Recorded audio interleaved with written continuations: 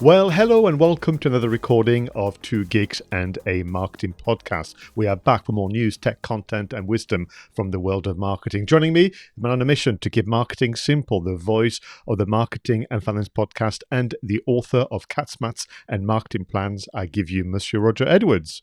Oh, hello everyone and thanks for watching. And my co-host is also a man on a mission to demystify digital marketing. He's the host of the Content Marketing Studio video podcast. Please welcome Mr. Pascal Fintoni. Well, thank you very much, Roger, for this introduction. Episode 37.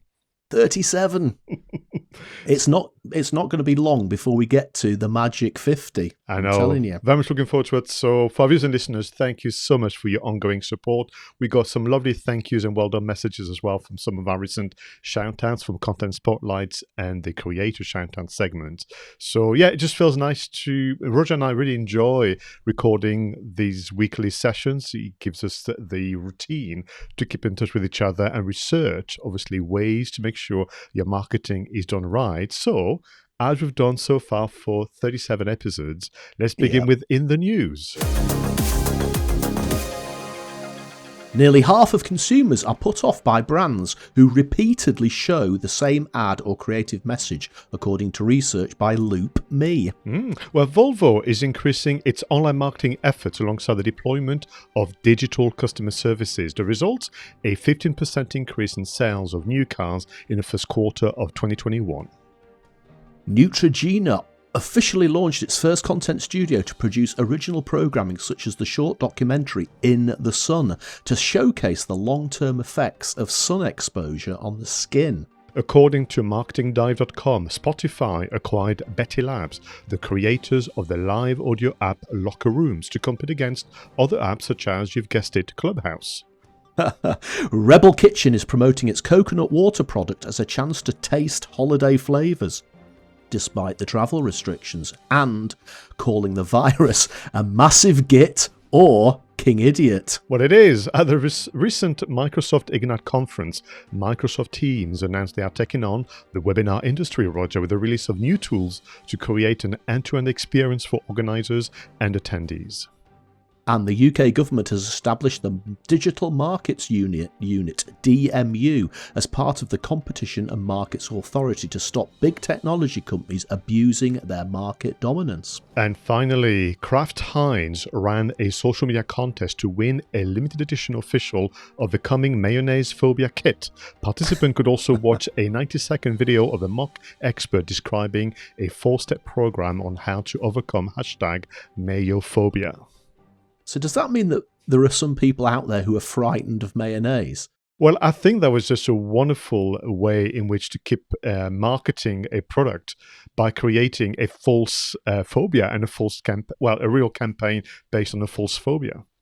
Well, I mean, I can understand why people are frightened of spiders, or people might be frightened of sharks, or people might be frightened of polar bears, but mayonnaise? I don't particularly like mayonnaise, I have to say, but I'm not frightened of it. Well, maybe you should take part in a 4-step program. I am obviously very fond of mayonnaise. I put mayonnaise on everything, including bacon sarnies, much to Denise's obviously disdain. But it has to be French mayonnaise. You don't put it on chips, do you? Yes, I do. Do you put it on chips? Oh, yeah, there you go. My mother used to put mayonnaise on chips. Good. Maybe I am frightened of mayonnaise, actually, Pascal. But moving on to more obviously serious matters, we have a new acronym, the one that I welcome, DMU, the Digital Markets Unit. That's a good news, yeah? Well, there's been all sorts of talk, hasn't there, about the big tech companies potentially dodging tax and, abusing our data and all sorts of clandestine things going on. And sometimes you see the leaders of these organizations being interrogated by Congress in America, and sometimes they have this sort of, hey, I'm just so powerful swagger about them. And yeah, I think maybe we do need somebody to keep an eye on them. I mean, I would say it's a little late, but not too late. And I hope that they're going to have teeth, to really make sure that there is an impact on the many kind of issues you've mentioned. But it was only a matter of time because, of course, you had the little kerfuffle in Australia. You had, of course, the EU themselves putting, pressures in and around the use of news and aggregation. So, yeah, and I think also it's important that for us as users and marketers, we have more options. I mean, surely we've got to realize that we can't just have a marketing campaign just dominated by a Facebook advertising campaign or just doing things on YouTube. There has to have options. Back in the days, if you remember before the internet, Roger, we had options in terms of magazines and radio stations and TV channels. Yeah, and there's always this feeling as it's almost like David and Goliath, isn't it? These gigantic corporations and the smaller companies, the one-man bands, people like us, the Inland Revenue will go after us for a few £1,000s of tax, and you think, well, why aren't you going after these big corporations for multi-millions of tax? And the data protection thing that came in 2018, I can't even remember, GDPR, I've heard stories of them going after smaller businesses, and yet some of these bigger organisations seem to get away almost scot-free with their mishandling of data. So I think there has to be equality across the board. Smashing. Well, we'll keep an eye on, obviously, how the DMU kind of manifests itself out there. Of course, Rebel Kitchen, true to, obviously, their values and their marketing, calling, the virus colourful names.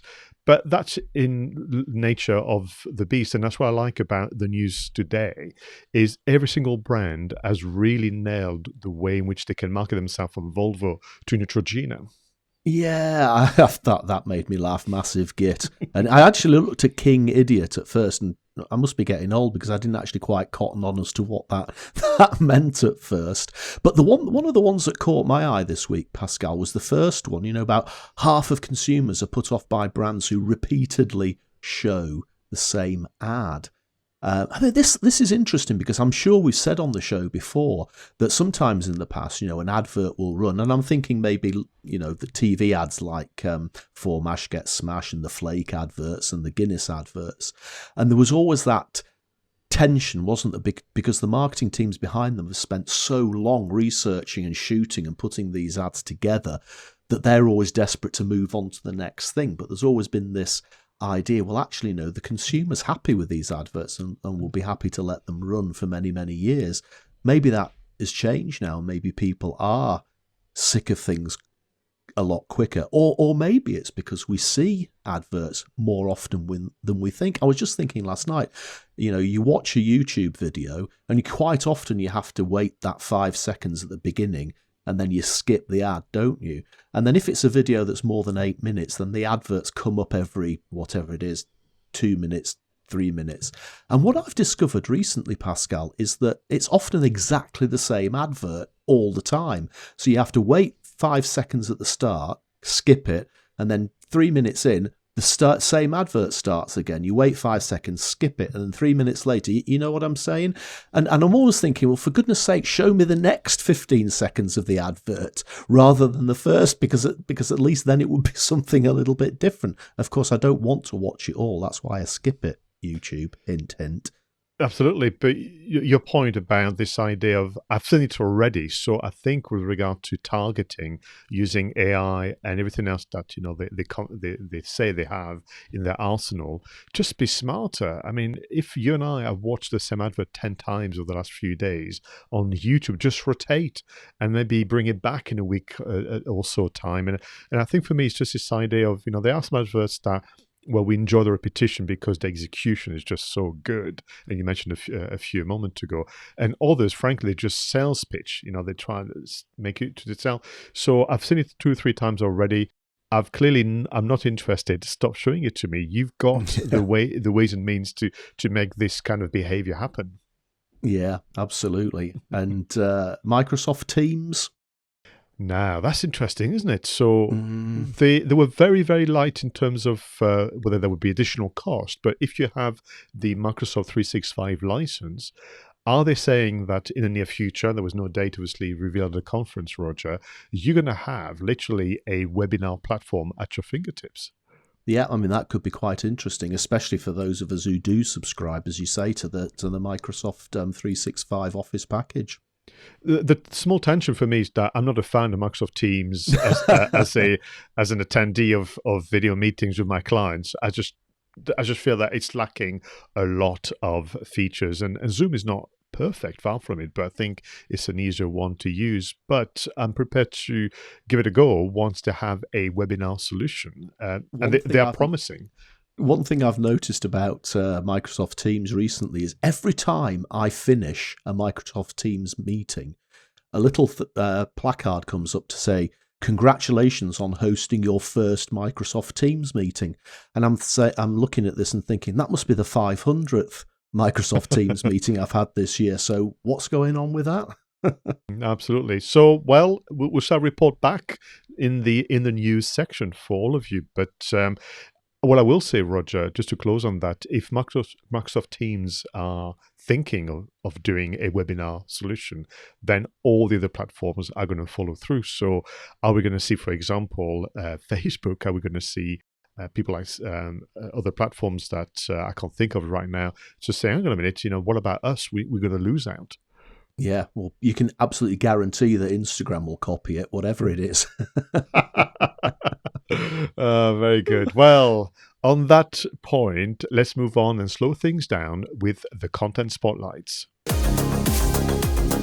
Now, in this segment, Roger and I surprise each other with a discovery from the interweb, an article, a podcast, a video, something that helps us think through how, again, we can do better things with our marketing. So, Roger, what have you got for us this week?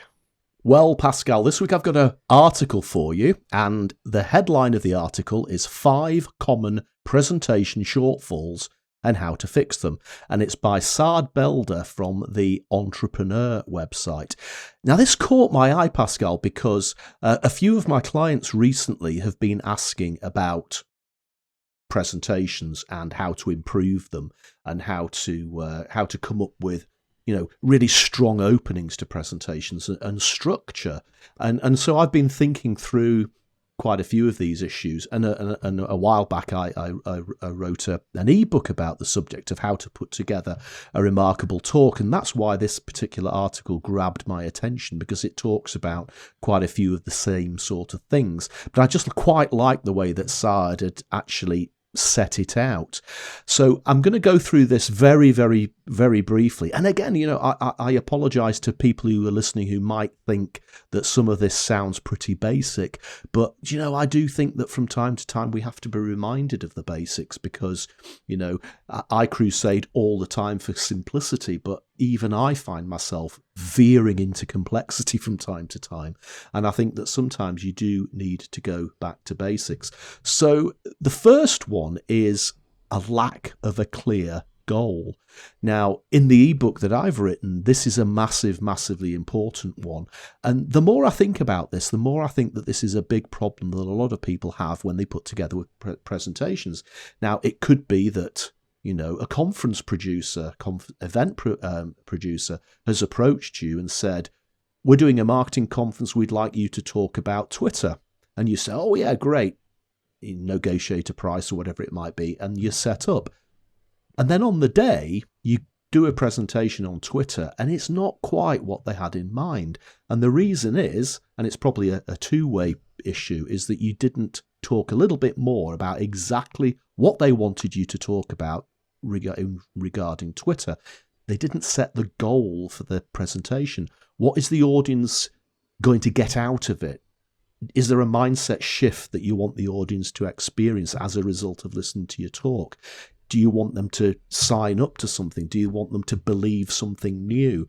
And it sounds obvious when you talk about it, but actually so much of the time, you don't actually write it down. You don't actually articulate it. And I remember when I used to work in big corporate, my boss would say, "Oh, we're having executive team meeting on Monday. Can you do me a few slides and come and talk about where we are with the marketing plan?" Now, again, that sounds like a perfectly reasonable response. But what is the aim of that? Are we trying to sell them that we're not spending enough money on marketing, or it's not being successful, or it is being successful, or we're achieving our goals and exceeding them? So again, write it down. the clear goal of the presentation. And to keep it simple, you probably only want to have one major takeaway for, I would say, a 20 to half an hour talk. Number 2 is a messy structure. And I think a lot of the time, messy structures, and 𝗏 says this in the article, comes from starting the presentation by going straight to PowerPoint. And a lot of us do that. I've done that in the past. It took an exploding projector to effectively wean me off PowerPoint. But, if you start with the PowerPoint slides, you maybe veer all over the place, and you don't actually come up with a decent structure because your focus is on producing the slides. So if you've done number 1 and you've got your goal, then actually your structure could be that, you introduce the topic, you tell a story, and then you summarize it. That's quite a nice structure. It could be that if your goal is slightly larger and there's a few components to it, you might segment that into 3 sub-goals. And for each of those sub-goals, you might have a story to tell and a call to action. But again, it's worth making sure that you have that structure rather than just piling it all into a load of slides. And you know me, Pascal, now I'm a massive fan of doing the entire presentation first and leaving the slides, if you do slides at all, until the very end. Number 3, kill the detail. Again, this is what 𝗏's saying is a lot of the time you overload the presentation with far too much. But again, if you've set your goal, it should guide you as to how much detail to include. We've all been to presentations where somebody puts up a slide with loads of graphs on and loads of data, and that might be very interesting, but you've got to keep people's attention. If you overload them too much, especially in the modern world now when a lot of presentations, if not all presentations, are happening online as opposed to in person, we've got to make sure we don't overload the audience so they don't take away anything. Number 4, you'll understand why this one fits with my viewpoint. Avoid using jargon. And again, so important. We all lapse into jargon all the time. We had an interesting conversation earlier in the week about elevator pitches. Elevator pitches is a common thing that we all say, but what on earth does it actually mean? So let's try to make the presentation simple, easy to understand, with a goal, and no jargon. And the final one is try to tell stories instead of just dumping information. And, you and I are big fans of stories. We love our films, obviously, which are massive stories in themselves. And what 𝗏's saying here is, it's not just getting up there and telling the story of Star Wars or something like that. You still have to have the goal in mind that you've set at the beginning, and maybe you've split it into the 3 sub-goals that I mentioned before. But each of those could have a story that goes with it to illustrate the goal, to illustrate the meaning, to illustrate the call to action, as opposed to just telling a story for the sake of telling a story. And then he just boils it down into a few things that you would expect, like the hero's journey. You talk about the hero's journey so often, Pascal. I remember one of the first times we met, you were doing a presentation about the hero's journey. Do you share a personal story? Do you get emotional? And then creating contrast and conflict and all of those useful storytelling tips. So that's it. It's a really short article, simple, but again, it's just reinforcing, I think, some of those things that perhaps if you're putting presentations together all the time, you forget, and it's always good to be reminded of the basics.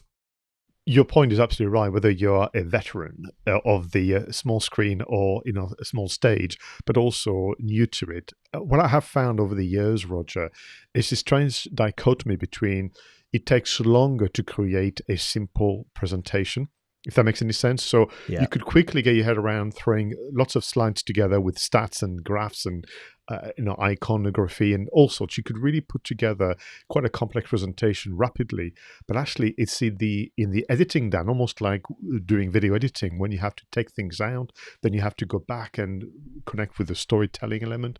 It takes a lot longer to create what would be to the uninformed a simple presentation. So back to your point number 1, where organizers can be kinder to their kind of speakers and trainers, whatever the event is, give everybody more time to understand the goal, to understand the audience, but also to craft the presentation that's going to hit the mark. So, no, I just love it. And you're right. We can sometimes or can be guilty of seeking the new solution or the new way of doing things when in fact the basics are absolutely fine. Yeah. And I think that, whilst this article is written with the speaker in mind, I think that number one point, the goal, is very important for event professionals, event organisers to bear in mind, because I often think that they often just say, we would like you to do a speech on something, and then that's the end of the conversation. And that's often the reason why both sides think that the speech didn't hit the mark, because they haven't been absolutely specific on what they want the audience to get out of it. I remember one of the best and early advice I got as I was becoming a speaker, a bit like your thing, was more accidental. I didn't plan to speak, but it's what happens with the evolution of your knowledge and practices. And I was told by somebody, try and use, where it's appropriate, the term "for example," or which means that. And if you can always even just use them as little reminders that unless you've given an example or you give an example, then you have to conclude with the takeaway action, which means that then you may have some gaps in your presentation, which I think is very important.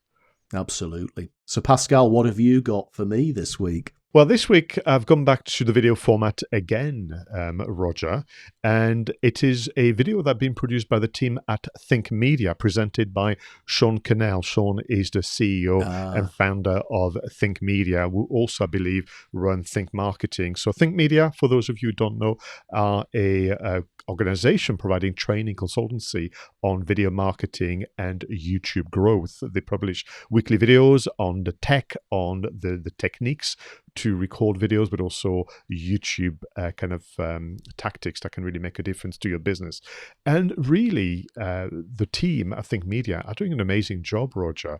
So I dip in and out of their content because I think on occasion, well, I've got other things to be getting on with, but somehow, which I think must be to do with algorithms, this video reached me. So the title is it too late to start YouTube in 2021?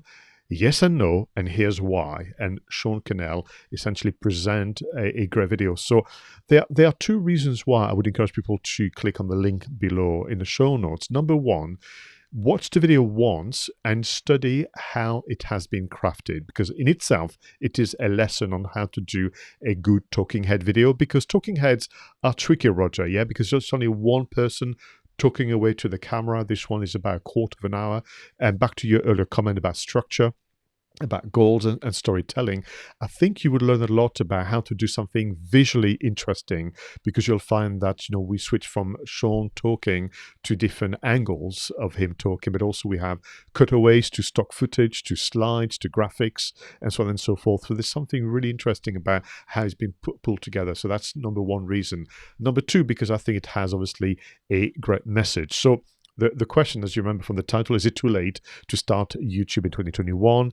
And his point is quoting Henry Ford, saying, well, whether you think you are or whether you think you're not, you are right in both instances. And the whole video really is about mindset, which is something that you and I tackle a lot with our customers who want to become, obviously, confident content creators, not just competent. And there is that inner monologue, that inner voice that gets in the way.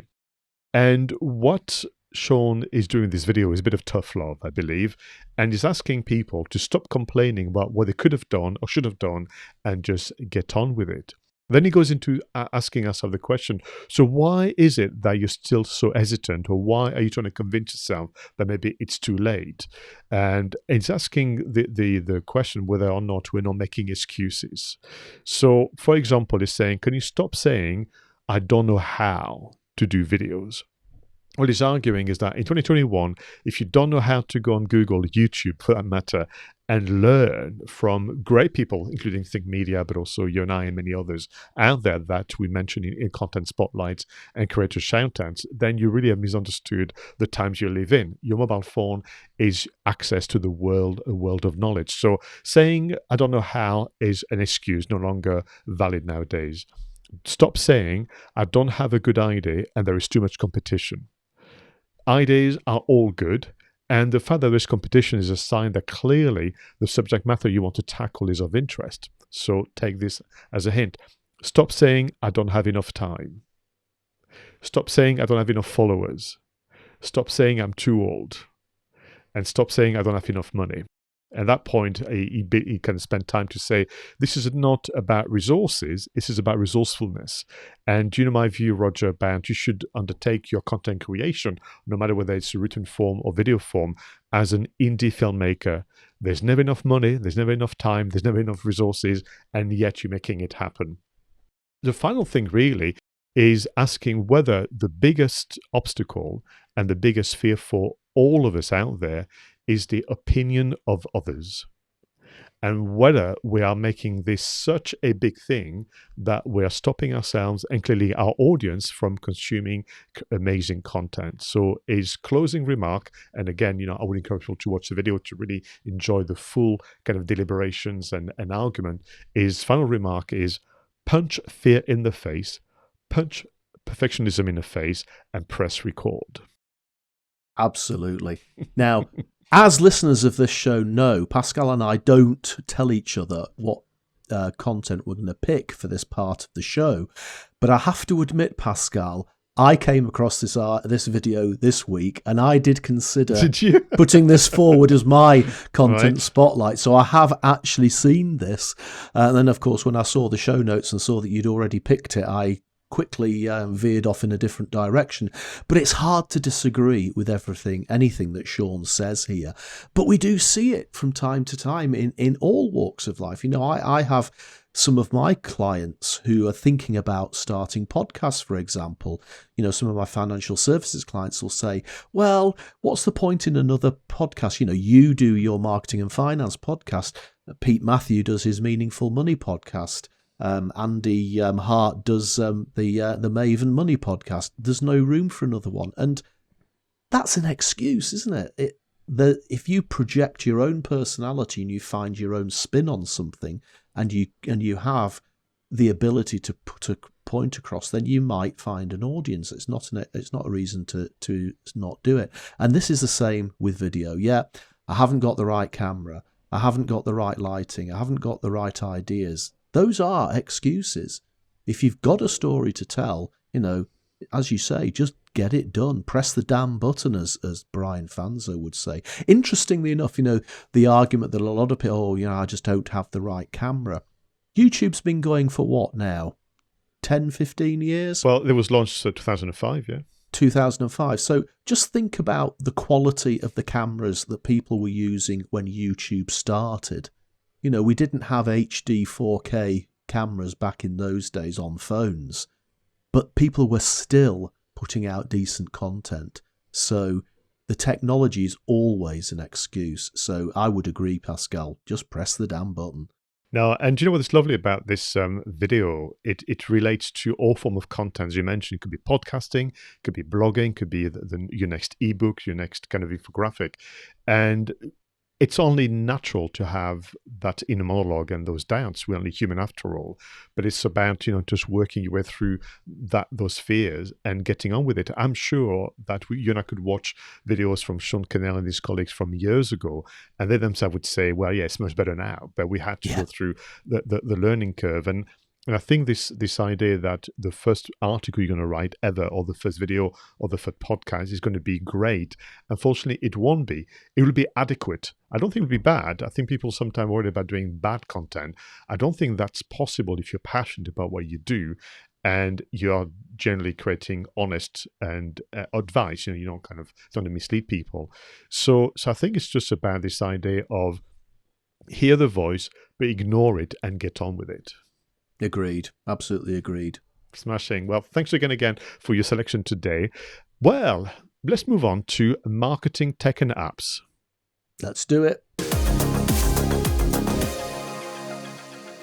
So, Roger, what have you got for us this week that can make life easier as a content marketer?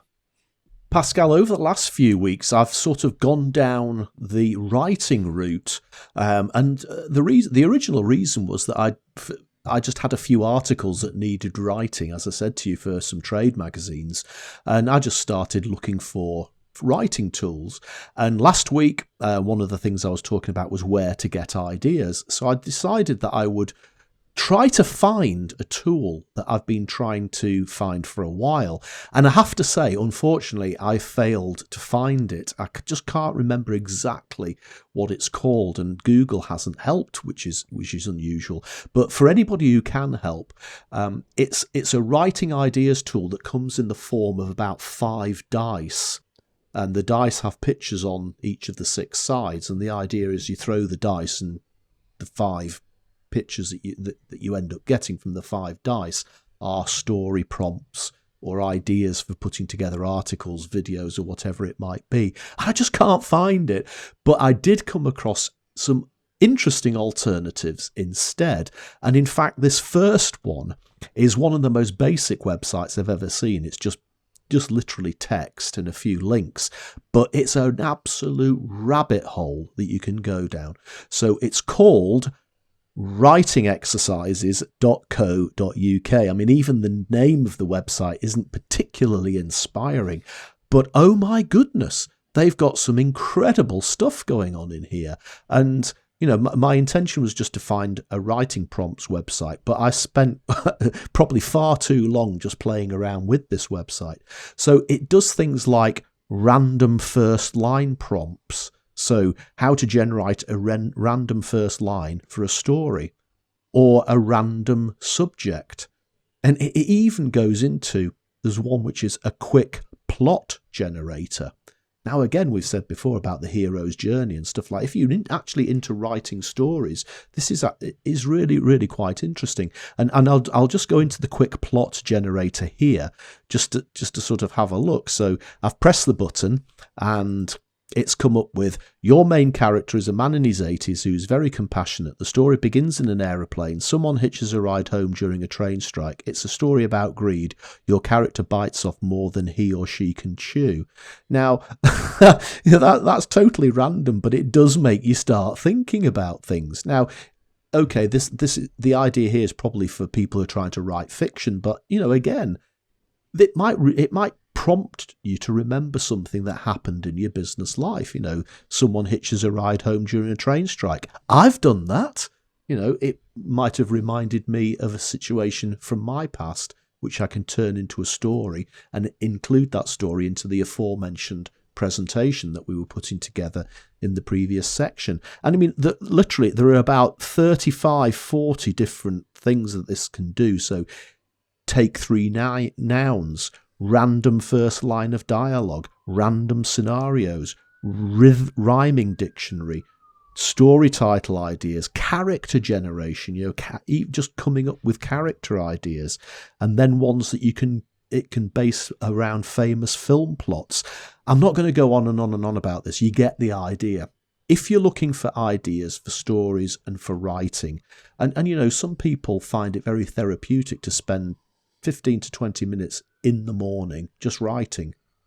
This is a really good thing to give you that spark of inspiration that might just get you putting stuff down on paper or typing it up on screen. Can I just say, Roger, sorry to interrupt there, that this is far more interesting and appealing to me and many of our user listeners than your typical keyword research tool, right? I mean, just absolutely. to come up with, you said to come up with an idea to remember an event that happened in your business life that can then trigger that thought to create the next article. Well done. This is a great, great find. Yeah, I absolutely love it. So the second one, it initially I thought, actually, I'm going to pass this one by because it actually looks very, very similar to what I've just talked about. And this one is called vocal.media. But what made me stay on this page is that even though it offers a similar sort of resource, and I have to say this particular website looks more like a traditional modern website. So it's got lots of photos on it. It's got pictures and articles and buttons to press and stuff like that. And it will give you the prompts that you might need. But what really caught my attention for this one is that they have a challenges section. And the challenges are effectively open challenges that you can enter your writing, whether it's fiction or business, with a chance to win money. And for example, there's about 6 competitions that are open at the moment. The first one is thrift finds. Show off and share your thrift shop treasures. Can hardly say that. It's a bit of a tongue twister. But $1,000 grand prize. There's another one about write a story about your first date. Most of us could do that probably, and it would probably be a story of disaster, but $5,000 first prize. I mean, this has just taken me off down a little bit of a tangent this week, and I'm not a fiction writer, although maybe when I was younger I might have had ambitions to do it. But I just loved the idea of being prompted, and then if you're actually really inspired to write something, you may as well enter it into one of these competitions, because you never know. You've probably got more chance of winning something like that than you have the lottery. Well, I know you're disappointed you've not found what you were looking for, but those 2 discoveries are just stunning. And it almost arcs back to my comment earlier about the video from Think Media, this idea of, I don't have a good idea. Well, maybe. I think you're being too harsh on yourself. But with tools like these two, if you can come up with something that then takes you on to the next step of content creation, then you really, really are making excuses now. I absolutely agree. So, Pascal, what have you got for me this week? Well, I'm going to continue the theme of webcams. Do you remember last week we spoke about software solution that can help improve the performance of your webcam and indeed take more control about the way you look? But ultimately, Roger, you and I will agree that the webcam has to already be performing well. I think the software solutions will only take it so far. But also for many of our viewers and listeners, for you and I, for many of our friends and peers out there, this idea of the virtual us and being online, doing video meetings, video conferences and more is a reality. So it may well be that it is a wise investment for many to get that webcam that's going to perform really well, then add on to it the software I mentioned last week, and you are on a winner. Now, most laptops and indeed mobile phones will do an okay job, but the issue that we have here, Roger, is that the platforms that we use, the future Microsoft Teams webinar solution being one of them, may put more demand on the kind of inbuilt webcam, and eventually we're not going to be happy the way we look. So we need to kind of prepare for the future. So I've got 2 options for people to study and explore, but I want to kind of put a quick caveat, find out whether or not whoever you buying the webcam from, they have a kind returns policy, because I still feel that with tech, it's almost like a personal choice, Roger, and you've got to be happy and it's got to be compatible with your computer. So sometimes even a recommendation from myself or Roger may not work for you and vice versa. So option number 1, which is this idea of working from home, where light can be an issue, low light, because homes were not designed to be lit in a way in which we want them to be lit. You've got the option to go for the 𝗧𝗵𝗲 Pro. Again, the details and link would be in the show notes, but this is designed for live streaming in low light conditions. So again, you're going to get a much nicer picture. For the 2 options I've chosen today, the condition I put to myself was it had to be real HD, 1080p, and not the 720 then blown up to be a bit wider. So that's option number 1, the 𝗧𝗵𝗲 Pro. Now you'll be familiar with the Logitech type of webcam, and the C920 is indeed immensely popular. But very discreetly, Logitech actually has released a new one called the C930E. And E is important because they have a C930 that is not as performing. And this is designed to be the best webcam for video meetings. It's a business solution. And again, what it can do is zoom in as well. So maybe you are at home and there's a bit of chaos around you, but if you zoom in, then you could use Movie Magic, Roger, and hide obviously what you want people to see, which could also be confidential information on the whiteboard and that kind of things, and that could be also another option. So the price will vary depending where you go, but it's in a realm of £150 for either of those webcams. But it feels that maybe now is the time for many of us to invest in the right kit. That's interesting. The 𝗧𝗵𝗲 Pro sounds like a a character out of a Star Wars film. I love that. It does a bit, yeah. Interestingly, I mean, I used the Logitech 922, which is a slight improvement on the 920, which is the standard. I'd always assumed that the next step up in the Logitech catalogue was the 𝗵𝗲, which is a 4K webcam, and is actually quite expensive. I think the Logitech 𝗵𝗲 is about 350, maybe even £400. And I've never really felt the need to go to that level for a webcam, because whilst a 4K webcam might sound like it's really heavy duty and great clarity and everything, a lot of these streaming services like Zoom and Teams and everything are still restricting you to 720p anyway, so you probably don't need that level of webcam. But if you were filming, a lot of head-to-video stuffs for YouTube, then the 𝗵𝗲 might be worthwhile. So it's interesting that there's now something in between the 922, which I have, and the 𝗵𝗲, which is sort of a halfway house, which sounds like it would be worth having a look at. No, absolutely. And as you have said before, whilst we make those recommendations, suggestions, by all means, try asking friends and family. They have webcams gathering dust somewhere. Try, obviously, using your mobile phones. Try other solutions. But eventually, maybe, as I mentioned a moment ago, it's time to invest. And those two options, I think, would be in the right direction for you. All good. Roger. As I mentioned before, all this is possible thanks to pioneers and inventors of the recent and distant past. It is time to move on to This Week in History. In 1881, the first ever detective story is published. Written by Edgar Allan Poe, The Murders of the Rue Morgue describes the extraordinary analytical power used by its main character to solve a series of murders in Paris. Well, in 1894, the first kinetoscope parlor opens in New York with 5 machines. For 25 cents, Roger, customers looked through a viewing window at the top of the device to watch a short film. In 1912, American aviator Harriet Quimby became the first woman to fly across the English Channel, guiding her French Blériot monoplane through bad weather from Dover, England to Hardelot in France. In 1930, the BBC's newsreader had nothing to say. There is no news was indeed the script of the 8:45 p.m. wireless service before piano music was played for the remainder of the 50-minute segment.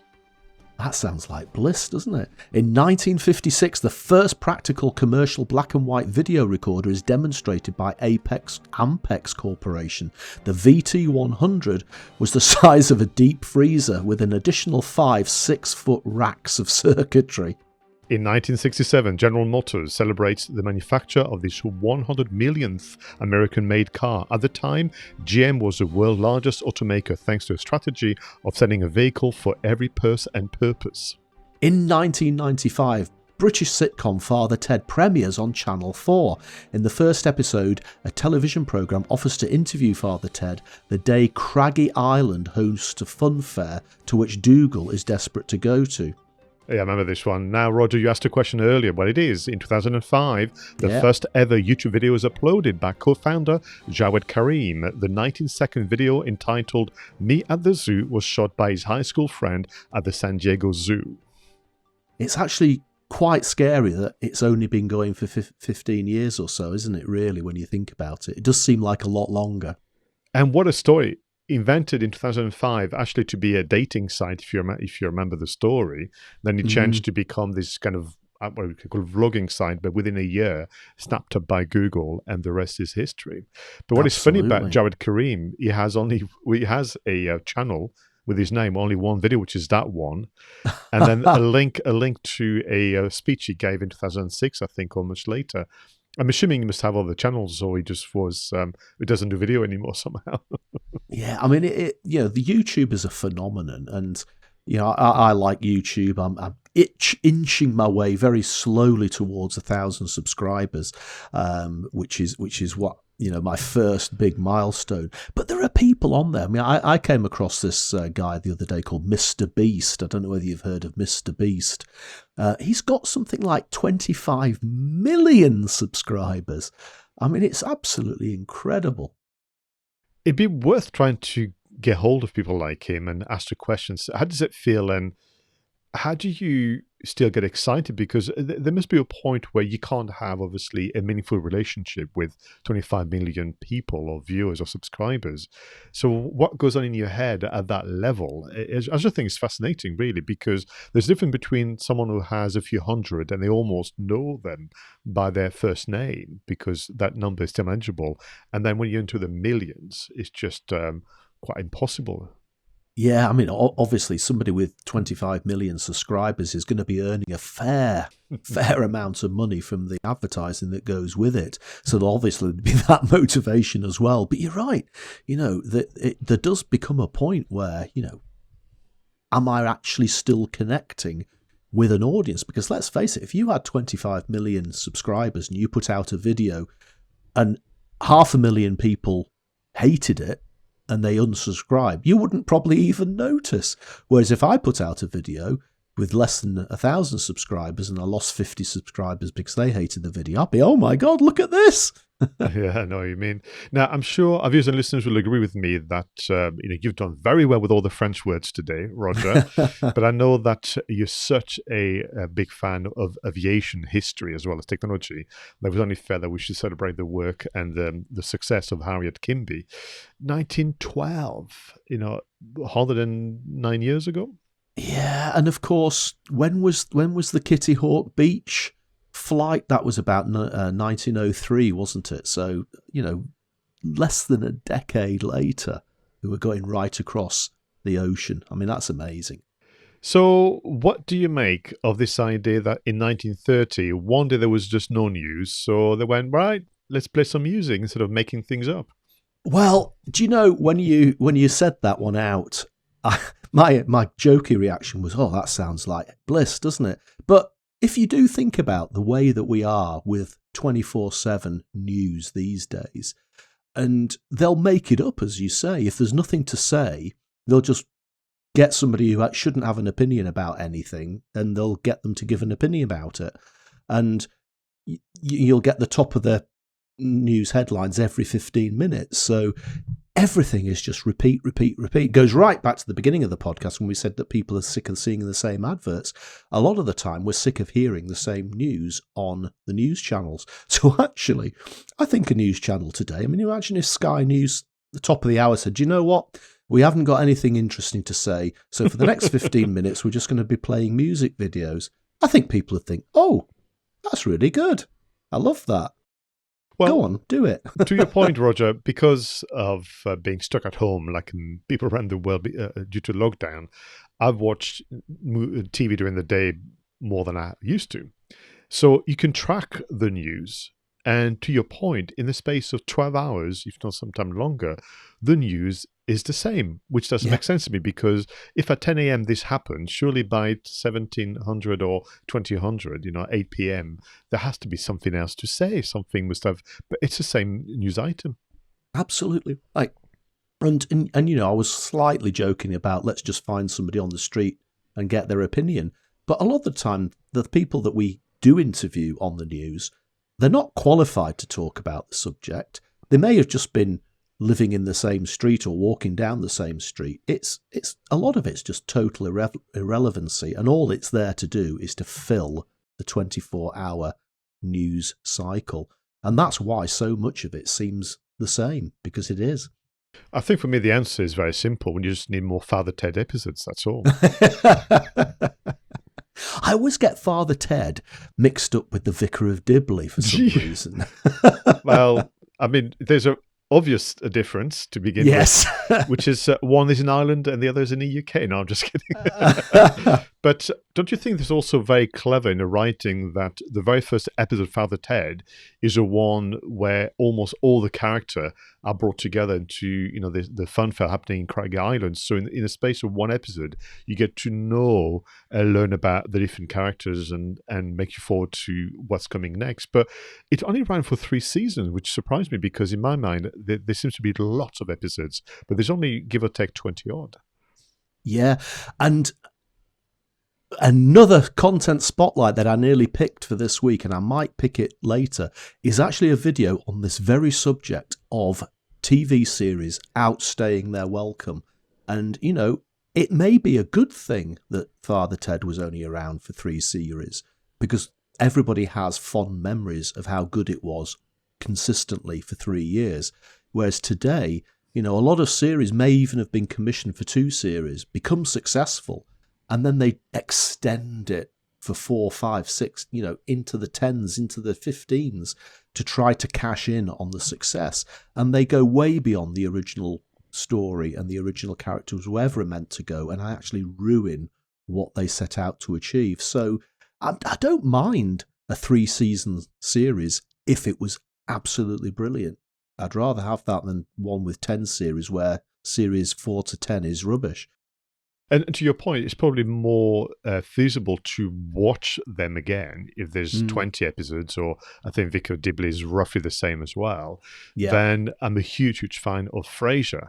But when I look at the DVD box, I'm thinking, oh, crikey, it's a lot of seasons to get through. When do we start, or how do we start? Yeah, you do. I mean, you almost have to have a best of box, don't you, as opposed to start at the beginning and work your way all the way through. Super. I really love this segment, but we need to be careful, be mindful of time. We still have to go through 2 segments, one that, of course, is very special to us. But before we do so, let's move on to the creator shoutouts. Let's do that. Now, in this segment, Roger and I give individuals creating amazing content for their community a shout out. So, Roger, who have you got in the spotlight this week? This is a quick one this week, Pascal. I'm giving a shout out for a person that I'm connected to on LinkedIn. He's called 𝗏𝗏𝗏𝗏, and it's only a 1.5 minute video that he's recorded and posted natively into LinkedIn. Now, you and I have had the conversation on the show, on Two Geeks in a Marketing podcast, many times about this phenomenon that happens on LinkedIn, where somebody sends you a connection request, and you might actually think, well, their profile looks okay. I could probably be okay with this person. So you click the OK button, they connect, and then within seconds, you get the direct sales pitch, direct message popping into your inbox. Buy my stuff, buy my stuff, buy my stuff. Nat has put this video together, which is a real put down of people who do this sort of thing. And it's very, very funny. He's an American gentleman, and it's a very ironic video. And I was told that Americans don't do irony, but this is a really funny 90 seconds. And if you have ever had, and let me say, if you are on LinkedIn, you will have had the direct message directly after a connection. Just watch this video. It'll make you smile. You'll be nodding your head off. You'll have a laugh, and you maybe feel slightly less belligerent towards those DM scammers. Thank you very much, Roger. Well, this week, I hope you don't mind, it's going to come across perhaps a little self-indulgent, but I wanted to give Mark Asquith and Gary Aylott a shout-out. They are the host of 𝗧𝗵𝗲 𝗏𝗏𝗏𝗏, a fine, fine Star Wars podcast. So 𝗧𝗵𝗲 𝗏𝗏𝗏𝗏 has been now around for 2 years, and recently, Roger, they published their 100th episode, which I think is an amazing achievement for all form of content creation, but also, I have to tell you, they publish their episode every Saturday, and in my house now, Saturday is Spark of Rebellion Day. In fact, Denise is a huge fan now. So there was once where my Stitcher app didn't work, so we couldn't get the episode, and she was really cross with me. And I said, well, that's nothing to do with me, it's just technology. But we just love, what they do. But also, obviously, we know that, and you have mentioned Mark in the past as part of Captivate.fm, but also the many work that he does as part of this podcast accelerator. But it's a lesson in doing something for fun, taking it away from work, because you will practice, of course, your podcasting, writing, video making skills by doing things outside of the kind of business subject matter. But also, it is well produced. So, they have their segments around the news, around the new toys coming out, around, updates on the series as well as the movies. And it's just a pleasure to be in their company once a week. But also, once again, Roger, I just think 100 episodes, what an achievement. So well done to Mark and Gary. Yeah, fantastic. I mean, it's passion about a specific subject of total geekery, isn't it? Which is why it appeals to us. So these aren't the droids you're looking for. Move along. Super. So thanks again for bringing to our attention your content creator. And people, if you don't know yet about Spark Rebellion, go check out the links below. Now, Monsieur Edwards, it is time for film marketing. Yes. So, Roger, I mean, in fairness, this being episode 37, we have mentioned movies from the 80s quite a bit, and people will think that we believe the 80s was the best decade for movie makers and film goers. But the 90s weren't so bad, in particular when you consider the work of David Fincher, and in particular today's movie, The Game. The Game, yeah. And David Fincher as well. I mean, he did Seven, didn't he? It did, yeah. It did Seven. Yeah. Was it just before The Game? Yeah, and Fight Club came afterwards. So The Game is in between Seven and Fight Club, yeah.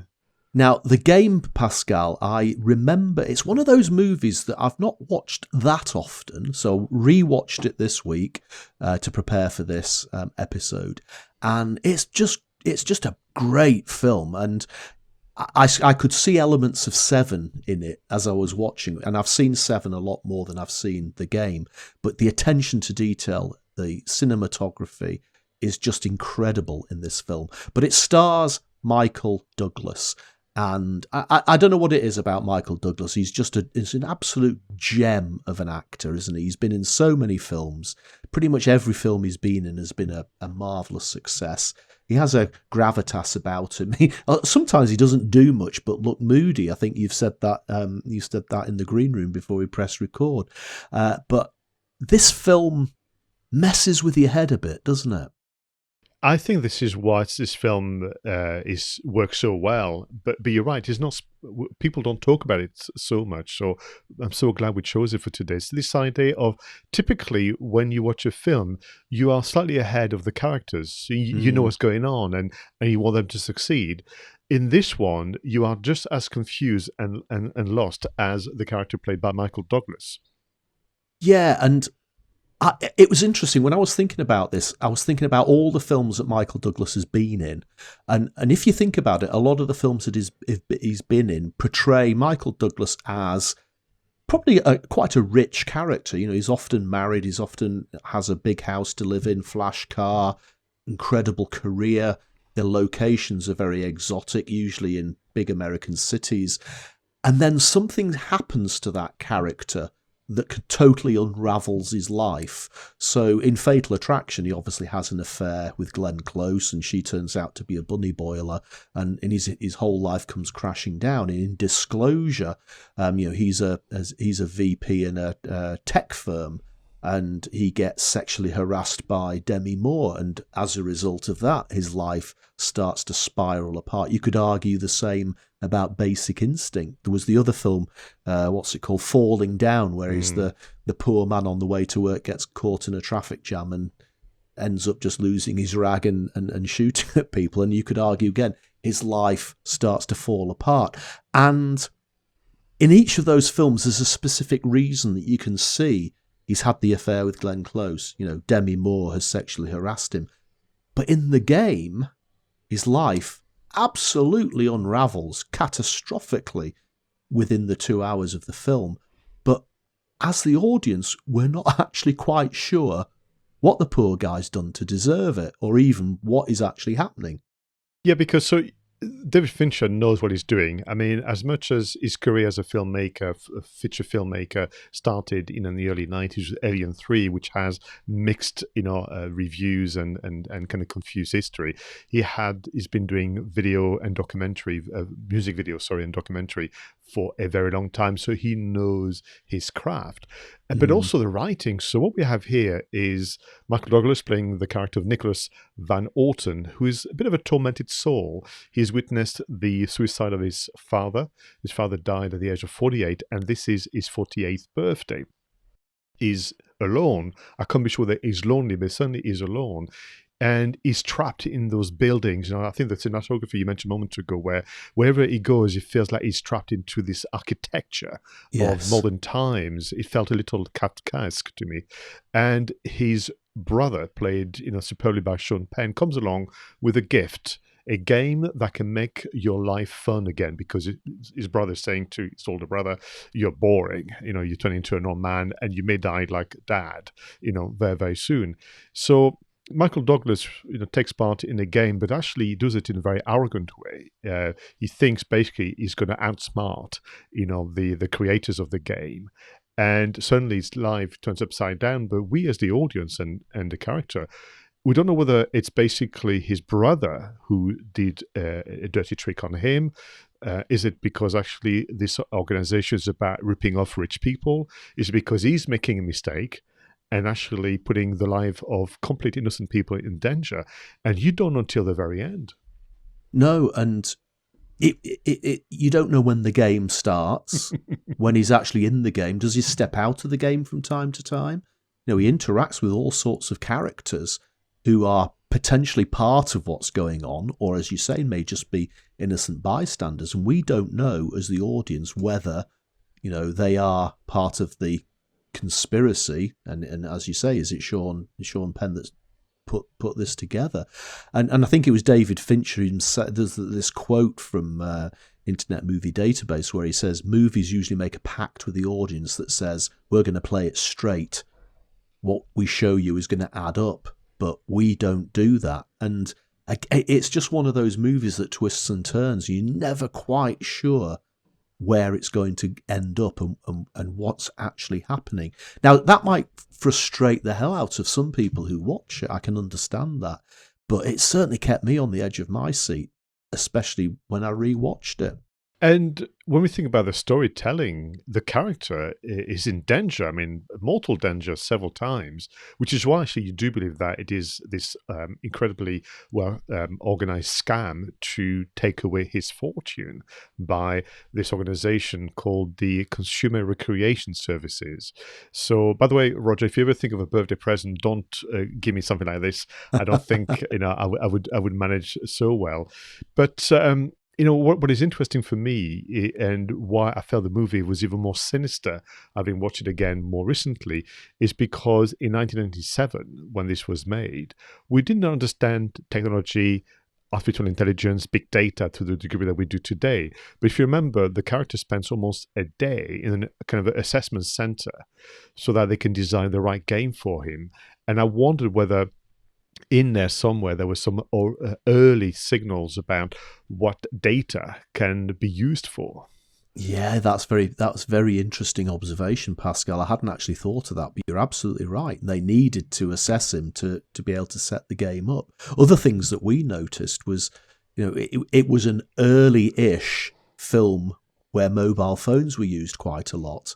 And, the mobile phone that he has in his car is actually quite a big one. It wasn't quite the brick-shaped one that we might have seen in Die Hard nearly 10 years earlier, but this was still the era where phones were still quite chunky, and people were just coming to terms with them.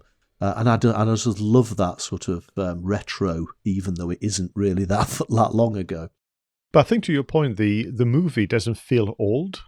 No, it didn't feel like I was watching an old 90s movies. I mean, we watched a few recently where you think, oh, the music is a bit 90s or the acting is a bit, wooden. This felt like something that could have claimed to have taken place in the early 2000s or later.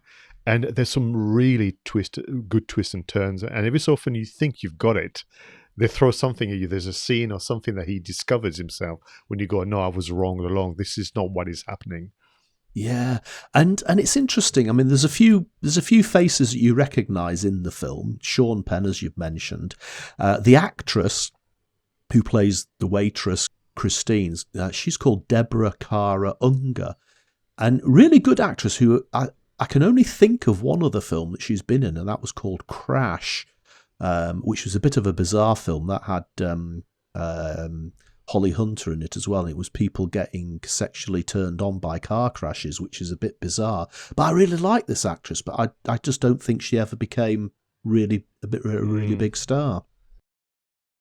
The one thing that I wish they wouldn't do in movies is to always bring a clown puppet. I mean, I just so I know there's a term for it, but I'm not a big fan of clowns. And what cleverly what they do is they tell him that he's been declined and that they're not gonna go ahead with the game. But in fact, that is already the start of the game. And then outside of his house, he discovers on the kind of just outside the front door this kind of life-size puppet of a clown. And that looks so sinister. That was it for me. You know, if I'd been him, I would have found ring that hotline number and said I'm out.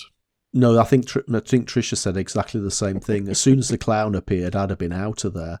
Funny. I mean, we talked about Woman in Black recently, and again there was scary clowns in that as well. So it's definitely a motif that freaks people out. It's that smiley face, but the fact that they don't talk, but they seem to be looking at you. And of course, in this film, the clown was looking at him because that's where they hid the camera. Yeah. So there was already some early signs of kind of using kind of mini technology to spy on people.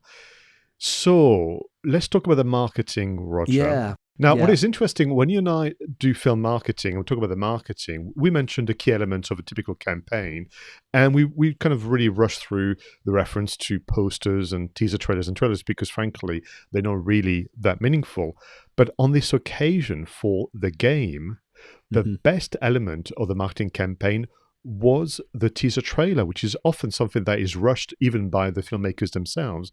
But this, to me, was the strongest element of the marketing campaign. Yeah, it was a bit surreal, wasn't it? It wasn't scenes from the film.